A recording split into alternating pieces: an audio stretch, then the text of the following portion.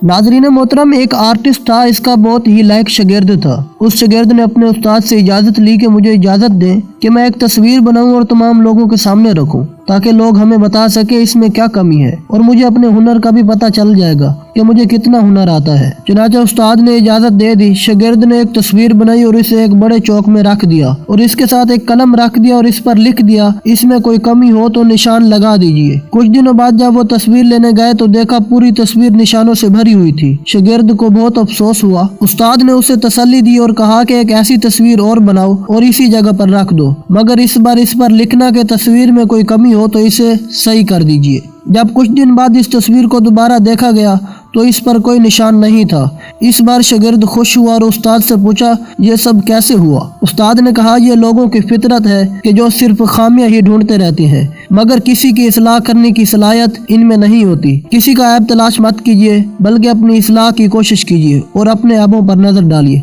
नाज़रीन गिरामी, उम्मीद करते हैं ये वीडियो आपको पसंद आई होगी। इस वीडियो को अपने दोस्तों के साथ शेयर करें और हमारे चैनल को सब्सक्राइब करके घंटे के निशान को जरूर दबाएं। अल्लाह ताला आप सबका हामी और नासिर हो।